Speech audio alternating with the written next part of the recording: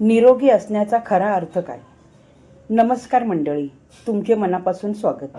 आजकाल आपण सोशल मीडियावर बघतो की जो माणूस एकदम सडपातळ आहे तोच निरोगी आहे असं मानलं जातं. पण तुम्हाला माहीत आहे का, हा एक खूप मोठा गैरसमज आहे. बारीक असणं म्हणजे निरोगी असणं असं अजिबात नाही.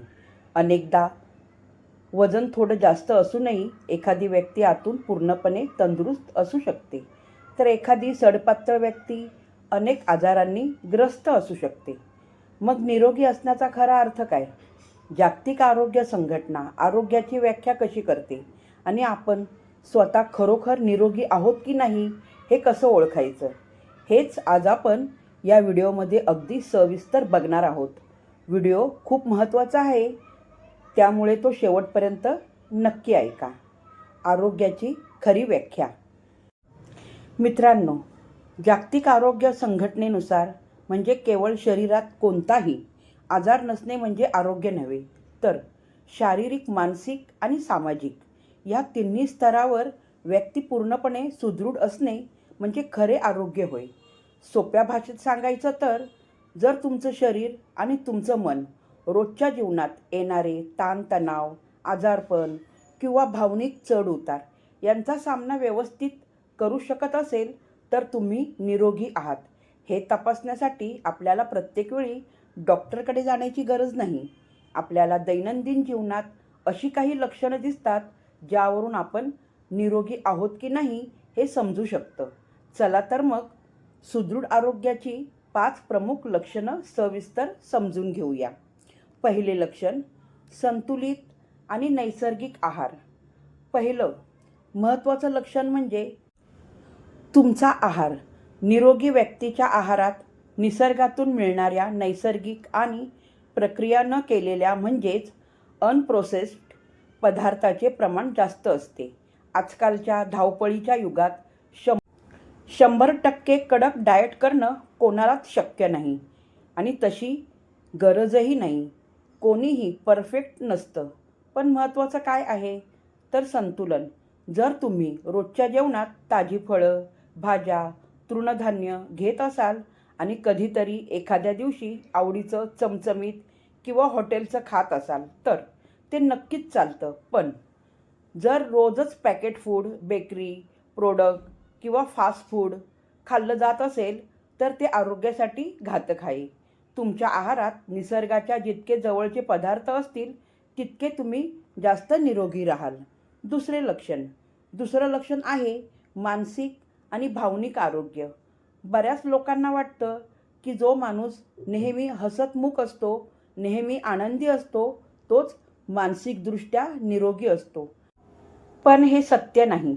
माणसाला राग येणं, ताण जाणवणं, दुःख किंवा चिंता वाटणं या अगदी नैसर्गिक भावना आहेत.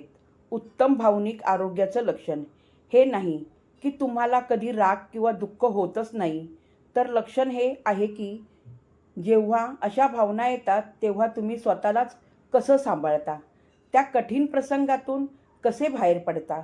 हे वाईट क्षण तात्पुरते आहे हे ओळखण्याची क्षमता म्हणजेच उत्तम मानसिक आरोग्य. जर तुम्हाला सतत खूप जास्त ताण येत असेल किंवा रागावर नियंत्रण ठेवणं कठीण जात असेल तर त्यावर वेळीच उपाय करणं गरजेचं असतं. तिसरे लक्षण म्हणजे तुमची दिवसभरातील ऊर्जा. जर तुम्हाला तुमची रोजची साधी कामं करताना खूप त्रास होत असेल, आळस येत असेल किंवा सतत थकवा जाणवत असेल तर शरीरात पोषणाची किंवा ऊर्जेची कमतरता असू शकते. निरोगी व्यक्ती दिवसभर तिची कामं उत्साहाने करू शकते आणि या ऊर्जेचा थेट संबंध आहे आपल्या चौथ्या लक्षणाशी, जे म्हणजे दर्जेदार झोप. आपण रात्री किती तास बेडवर झोपून राहिलो यापेक्षा ती झोप किती शांत आणि गाढ होती याला स्लीप क्वालिटी म्हणतात. जर तुम्ही रात्री 8 तास झोपलात पण सकाळी उठल्यावर तुम्हाला पुन्हा झोप आल्यासारखं वाटत असेल किंवा शरीर जड वाटत असेल तर ती झोप पुरेशी नाही. एका अहवालानुसार जगातील 1/3पेक्षा जास्त प्रौढ लोकांना पुरेशी झोप मिळत नाही. शांत झोप केवळ शरीरालाच नाही तर आपल्या मेंदूलाही रिचार्ज करते. 5वे लक्षण, दैनंदिन जीवनात नियमित हालचाल. 5वं आणि शेवटचं लक्षण म्हणजे शारीरिक हालचाल किंवा व्यायाम. फिट राहण्यासाठी महागड्या जिममध्ये जाऊन तासनतास घाम गाळण्याची अजिबात गरज नाही. आरोग्यासाठी आठवड्यातून किमान 150 मिनिटे मध्यम स्वरूपाचा व्यायाम करण्याची शिफारस तज्ज्ञ करतात. म्हणजे तुम्ही दिवसातून फक्त 20 ते 25 मिनिटे जरी जलद चाललात, सायकल चालवली, पोहायला गेलात किंवा घरातल्या घरात योगासने केली तरी ते पुरेसे असते. विशेषतः सकाळी घराबाहेर पडून फेरफटका मारल्याने व्यायामासोबतच शरीराला आवश्यक असणारे व्हिटॅमिन डी देखील मिळते, जे हाडांसाठी खूप महत्त्वाचे आहे. तर मित्रांनो, निरोगी असणं ही एक निरंतर चालणारी प्रक्रिया आहे. त्यासाठी रोजच्या छोट्या छोट्या सवयीमध्ये सातत्य राखणं गरजेचं आहे.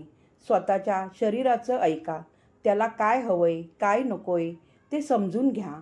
आणि हो, या सगळ्या सवयीशिवाय वर्षातून किमान एकदा आपली वार्षिक शारीरिक तपासणी डॉक्टरकडून नक्कीच करून घ्या, जेणेकरून भविष्यातील अनपेक्षित आजार टाळता येतील.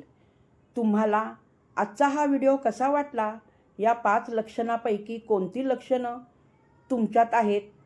मला कमेंट करून नक्की सांगा.